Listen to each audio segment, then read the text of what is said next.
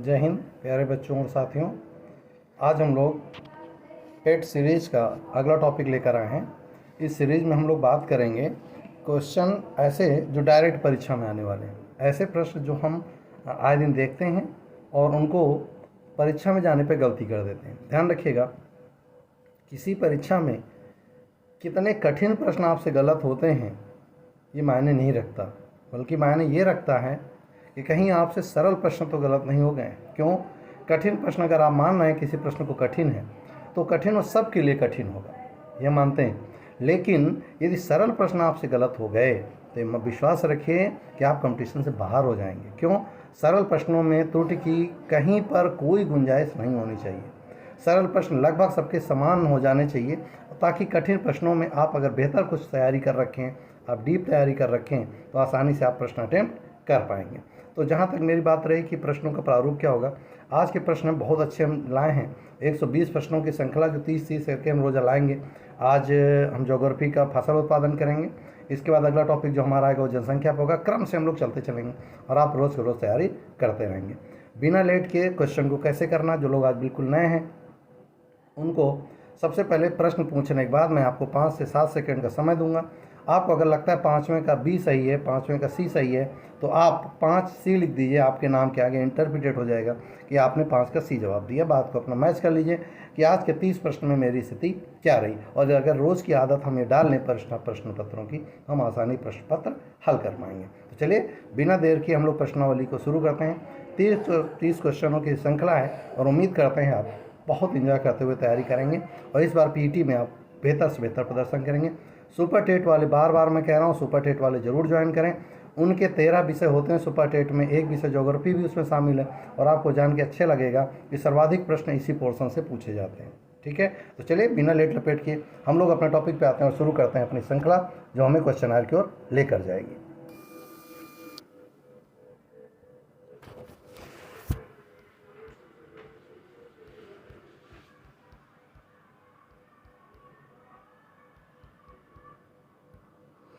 चलिए, हमारा आज पहली श्रृंखला का पहला सवाल है। अगर कोई उत्तर देख लेना तो चीटिंग मत करना। पहला सवाल है हमारा श्रृंखला का, भारत की कितनी प्रतिशत आबादी कृषि कार्यों में संलग्न है? भारत की कितनी प्रतिशत आबादी कृषि कार्यों में संलग्न है? ऑप्शन है ए 85%, 70%, 55%, 40%। समय 7 सेकेंड।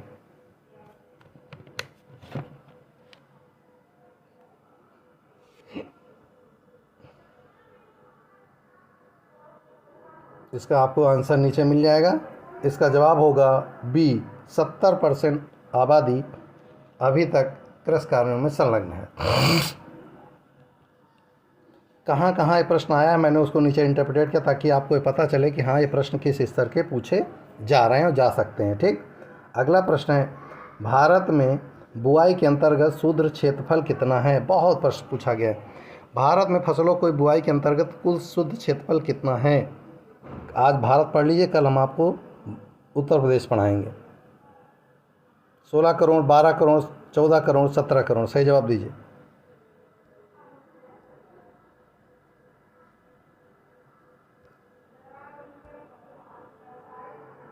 इसका सही जवाब होगा सी, 14 करोड़। क्या होगा? इसका जवाब होगा 14 करोड़। ठीक है,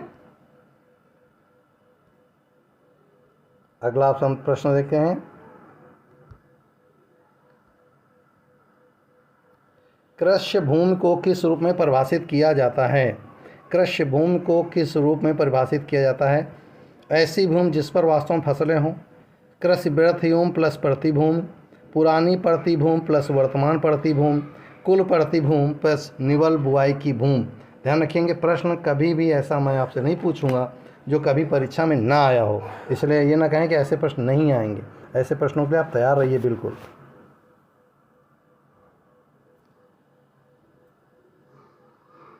इसका सही जवाब होगा ऑप्शन डी, कुल प्रतिभूमि प्लस निवल बुआई की गई भूमि। अब समझ लीजिए, कुल प्रतिभूमि का मतलब ऐसी भूमि जो हम भूमि के रूप में, जोतने के रूप में यूज नहीं करते, उसे कहते हैं कुल प्रतिभूमि। ठीक, कृषि भूमि माने होता है ऐसी भूमि जिस पर कृषि की जानी है। किसे परिभाषित किया जाता है? तो कृषि भूमि में कुल प्रतिभूमि जिस पर कृषि की जा सकती होती नहीं, प्लस निवल बुआई की गई भूमि, यानी कुल बोया गया क्षेत्रफल प्लस ऐसी ज़मीन जिस पे बुआई की जा सकती है उसे कृषि भूमि के अंतर्गत शामिल किया जाता है। ठीक है।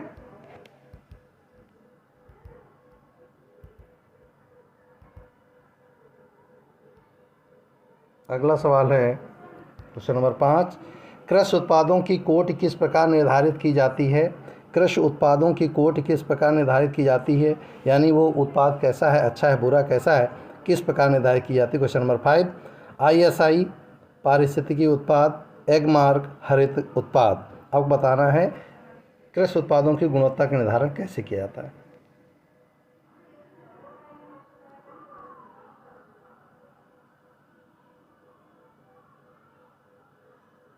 इसका सही जवाब होगा एगमार्क। इसका सही जवाब होगा एगमार्क। आप कोई भी वस्तु मार्केट से या एग्रीकल्चर रिलेटेड खरीदेगा तो उस पर आपको एक होलोग्राम ऐसे लगा मिलेगा और उस पर लिखा रहता है एगमार्क। एगमार्क का मतलब होता है यह गुणवत्ता युक्त चीज़ है जो कृषि उत्पाद की गुणवत्ता का डिटर्मिनेशन करती है। जवाब क्या होगा? सी। अगला देखो, HYV कार्यक्रम को भारत में भी कहा जाता है। HYV कार्यक्रम को भारत में भी कहा जाता है। जल्दी नोट करें, जल्दी जवाब दें। HYV श्वेत क्रांति, नील क्रांति, पारंपरिक क्रांति, कृषि।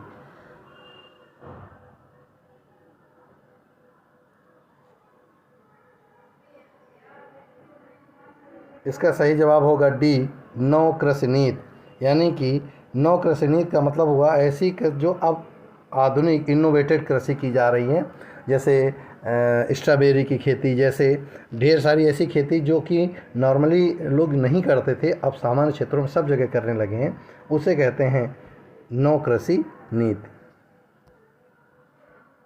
अगला सवाल, झूम क्या है? एक लोक नृत्य, एक नदी का नाम, भारत के उत्तर पूर्व में एक जनजाति, कृषि या खेती का एक प्रकार। झूम क्या है?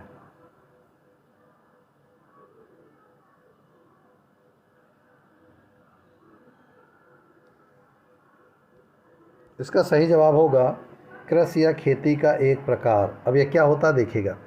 होता क्या है कि दक्षिण जो पूर्वोत्तर राज्य हैं, नागालैंड, असम, मिजोरम, वहाँ पर डिफॉरेस्टेशन किया जाता है। डिफॉरेस्टेशन माने पता, मान लीजिए कोई एक जनजाति यहाँ पर रहती है और उसे खेती करनी है तो सबसे पहले उन पेड़ों को काटती है, काट कर एक ज़मीन क्रिएट करती और उस ज़मीन पर खेती करती। लेकिन जैसे जैसे समय बीतता जाता है इसकी उर्वरा शक्ति समाप्त हो जाती, तो फिर ये क्या करते हैं, थोड़ा सा और आगे बढ़ते हैं, फिर आगे जो जंगल होते हैं फिर उनको काटते हैं, फिर कृषि करते हैं, ऐसे बढ़ते चले जाते हैं। इसे स्थानांतरित कृषि भी कहा जाता है, इसे कहते हैं झूम कृषि। इसका जवाब होगा डी। खेती की झूम विधि का व्यवहार हुआ करता है। खेती की झूम विधि का व्यवहार हुआ करता है। मैंने अभी आपको बताया हिमाचल प्रदेश, मध्य उच्च भूमि, तटीय तमिलनाडु, नागालैंड। अभी जवाब बताया।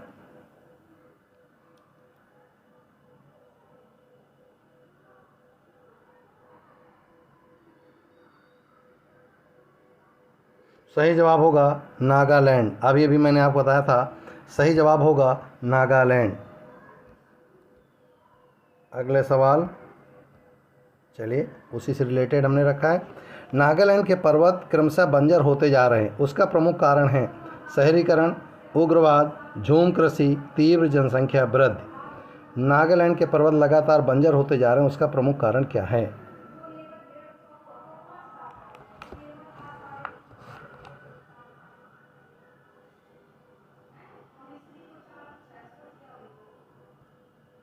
इसका सही जवाब होगा झूम कृषि। अभी मैंने बताया है कहाँ होती है, तो इसका जवाब होगा ऑप्शन सी, झूम कृषि।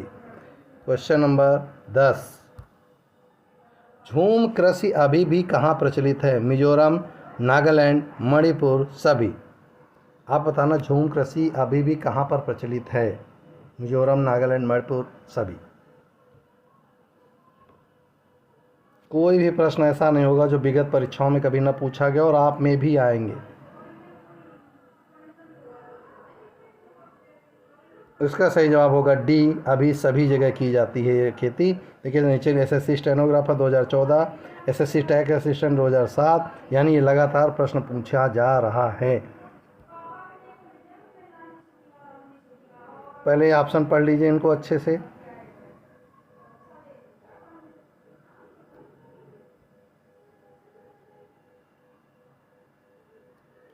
ये सवाल को पढ़िए ढंग से। भारत में झूम कृषि के संबंध में निम्नलिखित कथनों में कौन सा सही है? नंबर 1, यह भारत के उत्तर पूर्वी राज्यों में अधिकांश प्रथा में पाई जाती है। उत्तर पूर्वी राज्य माने असम, मेघालय, मिजोरम में ज़्यादा पाई जाती है। नंबर 2, इसे कर्तन दहन तकनीक के रूप में उल्लिखित किया जाता है। इसमें मृदा उर्वरता कुछ वर्षों में समाप्त हो जाती है। आपको ऑप्शन देना है 2, 3, 1, 2, 1, 3, 1, 2, 3 सभी।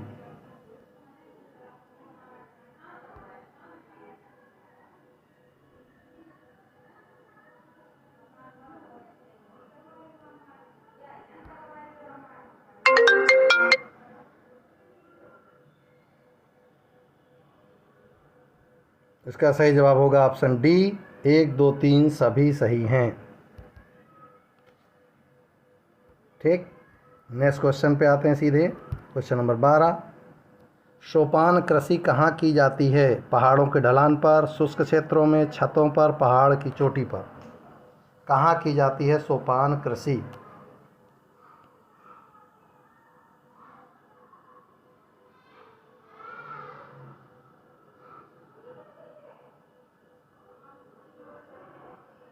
सही जवाब होगा ऑप्शन ए, पहाड़ की ढलानों पर। इसे स्टेयर या सीढ़ी कृषि भी कहा जाता है, ऐसे करके। क्योंकि देखिए पहाड़ पे ऐसे खेती करना तो संभव नहीं है, तो हम क्या करते हैं, इसी पहाड़ को काट कर ऐसे सीढ़ी नुमा बना लेते हैं और फिर इन पोर्शन में खेती कृषि की जाती है पहाड़ी क्षेत्रों में।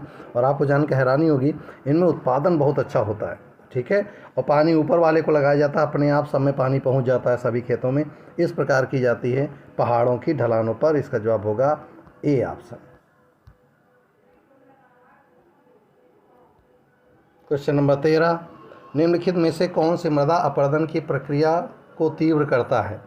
मृदा अपरदन की प्रक्रिया को तीव्र करता है। नंबर 1, सस्यावर्तन, समोच्चरेखी मोड़, मिश्रित कृषि, ढलान कृषि। बहुत जगह पूछा गया प्रश्न है,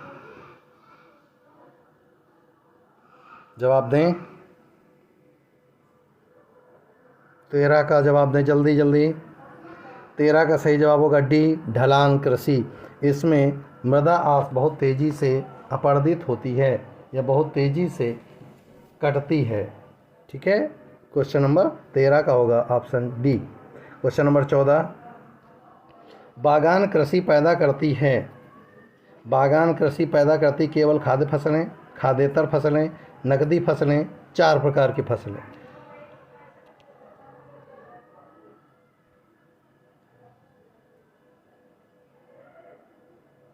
इसका सही जवाब होगा ऑप्शन बी, खाद्येतर फसलें। यानी खाद्य, जैसे गेहूँ, चावल, धान के अलावा जो फसलें होती हैं उन्हें हम खाद्येतर फसलें कहते हैं।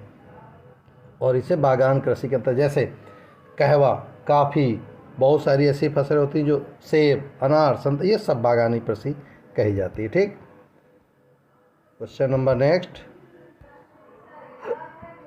क्वेश्चन नंबर 15, भारत में बागानी कृषि के अंतर्गत उगाई जाने वाली मुख्य फसलें हैं।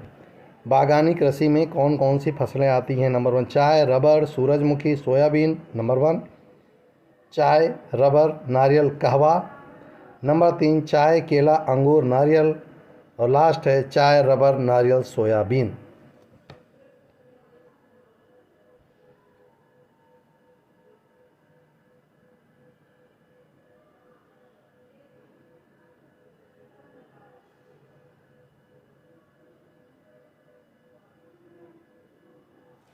पंद्रह का सही जवाब होगा ऑप्शन बी। 15 का सही जवाब है ऑप्शन बी, चाय, रबर, नारियल, कहवा। ठीक, अब इसको कैसे जानेंगे? देखिए भैया, सूरजमुखी, सोयाबीन ये खेतों पर बोई जाती हैं, नंबर 1, यानी कृषि करके, सही शब्दों में। इस पे भी देखिए सोयाबीन घुसा, ये भी नहीं हो सकता। इस वाले में केला घुसा, ये भी नहीं हो सकता। जिसमें आपको देखना ये सब खेत में की जाने, बल्कि ये बागानों में सभी के सभी होते हैं। चाय, रबर, नारियल, कहवा ये सब के सब बागानी हैं। क्वेश्चन नंबर 16, निम्नलिखित में से उस कृषि को क्या कहा जाता है? ठीक, जिसमें कृषि और पशुपालन दोनों ही साथ साथ किए जाते हैं। गहन कृषि, मिश्रित कृषि, डेयरी फार्मिंग, शुष्क खेती। आपको बताना है जिसमें पशुपालन और कृषि साथ साथ किया जाता है उसे क्या कहते हैं।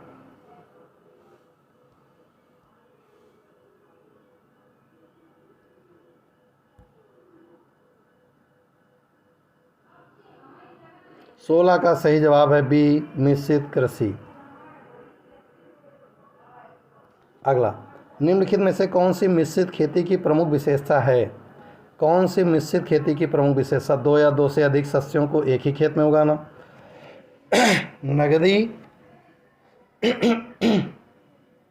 नकदी और खाद्य दोनों सस्यों की साथ साथ खेती करना, पशुपालन और शस्य उत्पादन को एक साथ करना, उपर्युक्त में से कोई नहीं। मिश्रित कृषि में क्या आएगा?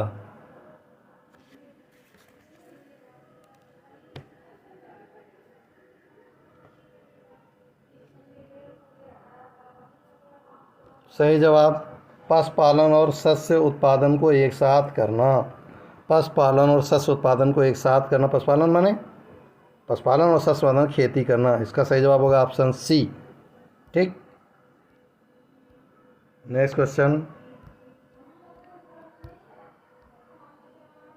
19 नंबर क्वेश्चन पे जल्दी आइए।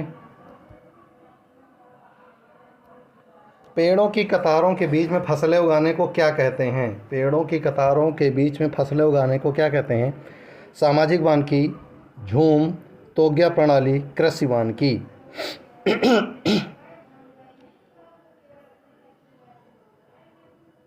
Question number 19।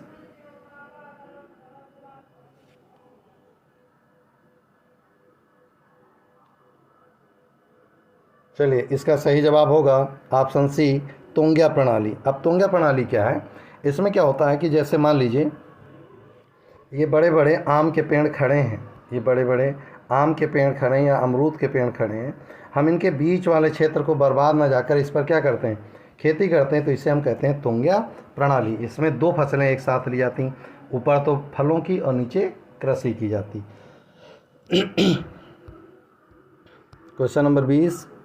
चलवासी कृषि निम्नांकित राज्यों के पहाड़ी क्षेत्रों की प्रमुख समस्या है। चलवासी कृषि क्या होती है और ये खतरनाक भी है। होता क्या है कि जब चारा किसी विशेष स्थान पर, किसी क्षेत्र, पहाड़ी क्षेत्र पर ख़त्म हो जाता है तो यहाँ से जानवर लोग माइग्रेट करते हैं अन्य क्षेत्रों पर ले जाने से। अन्य क्षेत्रों में चारे की तलाश में जब लोग आ जाते हैं तो जब ये जानवर ढेर सारे झुंड के झुंड जाते हैं तो यहाँ पर इरीगेट करते हैं। इरीगेट माने घास को, फूस को, जो भी होता है इनको सब काट देते हैं। कटने की वजह जब बारिश होती है तो ये आसानी से ज़मीन क्या होती, कटने लगती है। इस वजह से इसे खतरा के रूप में स्वीकार किया जाता है। बिहार, उड़ीसा, असम, बिहार, उड़ीसा, मध्य प्रदेश, महाराष्ट्र और उत्तर प्रदेश। सही जवाब दें।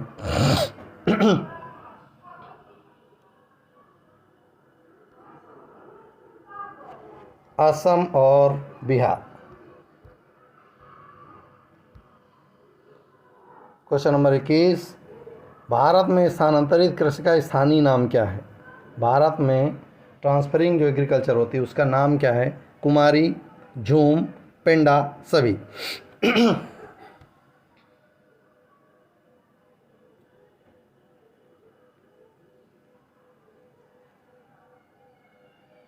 इसका सही जवाब होगा उपर्युक्त सभी। अब होगा कि सर कुमारी, तो भैया कन्याकुमारी से आप कुमारी समझ सकते हैं, यानी कि दक्षिण भारत में, या नॉर्थ ईस्ट में यानी पूर्वोत्तर भारत में, पेंडा उत्तरी भारत में यानी पंजाब के ऊपरी क्षेत्रों में। इनके नाम हैं स्थानांतरित कृषि के। ठीक, अगला क्वेश्चन आंसर देख लेना तो चीटिंग मत करना। समानांतर फसल का एक उदाहरण है। समानांतर फसल का एक उदाहरण है गेहूं प्लस सरसों, आलू प्लस धान, कपास प्लस गेहूं, ज्वार प्लस आलू। और एक भी प्रश्न ऐसा नहीं है जो आपके एग्जाम में पहले ना आया हो। वैसे प्रश्न आते हैं तो आप बाहर आकर भगवान को दोष देते हैं कि क्या करें, मेरी किस्मत अच्छी नहीं थी। न जी, किस्मत बहुत अच्छी थी, आपने सही ढंग से तैयारी नहीं करी। चलिए, समानांतर फसल कौन सी होगी? 22 नंबर का ए ऑप्शन होगा। गेहूं और सरसों एक ही साथ बोई जाती, एक साथ काटी जाती हैं। सरसों पहले कट जाती, गेहूं थोड़ा बाद को कटती, एक साथ साथ बोई जाती हैं, इसलिए हम इन्हें समानांतर कृषि कहते हैं। Question number 23। कृषि में युग्म पैदावार का आशय को उगाने से है, यानी कि युग्म पैदावार को कौन सी चीज़ें आपस में मिलाने से युग्म कृषि कही जाती है। एक ही साथ दो फसल, विभिन्न मौसमों पर दो फसल, अन्य फसल के साथ एक फसल, इनमें से कोई नहीं।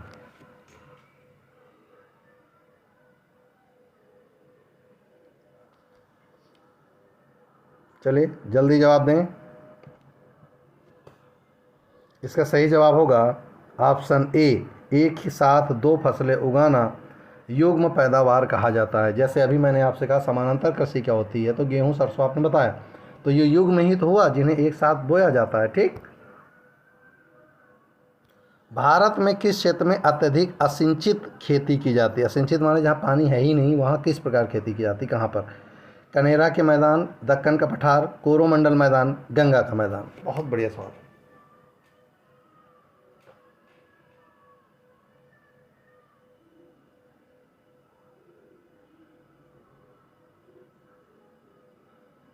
इसका सही जवाब होगा ऑप्शन बी, दक्कन का पठार, क्योंकि ये पठारी क्षेत्र है, ज़्यादातर उबड़ खाबड़ क्षेत्र है, पथरीला क्षेत्र है, इसलिए वहाँ पर असिंचित क्षेत्र अधिक पाया जाता है। Question number 24। अब आते हैं सीधा क्वेश्चन नंबर 25 पे। चलिए, भारत में सिंचित क्षेत्र के सबसे अधिक भाग पर खेती होती है। Bharat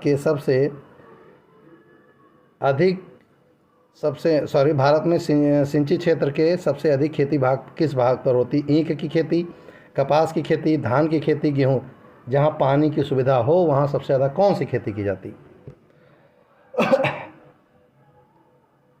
question number 25।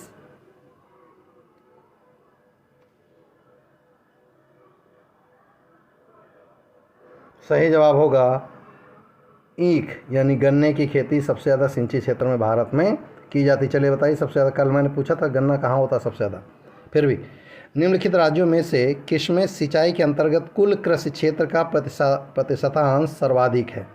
सिंचाई के अंतर्गत यानी मान लीजिए किसी के यहाँ 100 हेक्टेयर है और उसमें 80% भाग पे सिंचाई होती है और अच्छी खेती होती है। एक जगह 500 है लेकिन वो केवल 100 पे होती है, इसका मतलब प्रतिशत पहले वाले का ज़्यादा, दूसरे वाले का कम। तो आपको बताना है कहाँ पर अधिक सिंचाई होती है, कृषि की जाती है। महाराष्ट्र, मध्य प्रदेश, उत्तर प्रदेश, हरियाणा।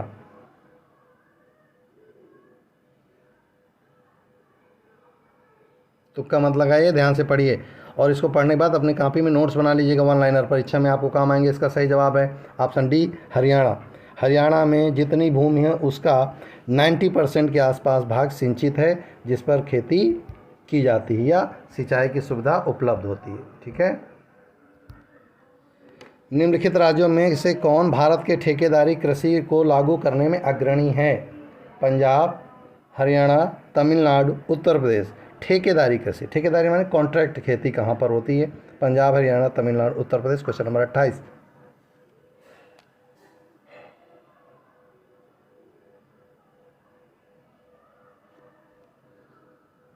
28 का सही जवाब होगा ऑप्शन ए, पंजाब में सर्वाधिक ठेके पर खेती की जाती है। क्वेश्चन नंबर 29 और ये सेकेंड लास्ट है आज का। एक फसली कृषि की विशेषता है? चलवासी कृषि की, व्यापारिक अन्न कृषि की, आत्मनिर्भरता मूलक कृषि की और जैविक कृषि की। एक फसली, आपको जवाब देना एक फसली।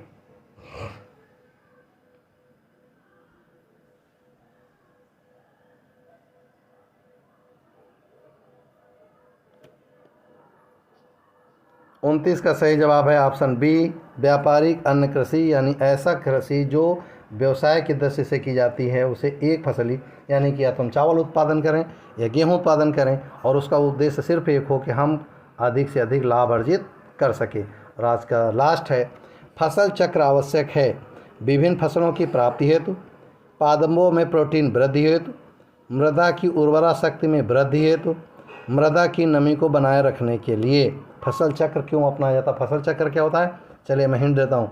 अगर आपने इस साल किसी खेत में दलहन की खेती की या आपने अरहर बो रखी है तो प्रयास ये किया था अगले साल वहाँ अरहर न होकर गेहूँ बोई जाएगी, ताकि अरहर में नाइट्रोजन की मात्रा ज़्यादा होती जड़ों पर, जो ट्रांसफ़र हो जाएगी किसको? गेहूँ को, इसका उत्पादन बढ़ जाएगा।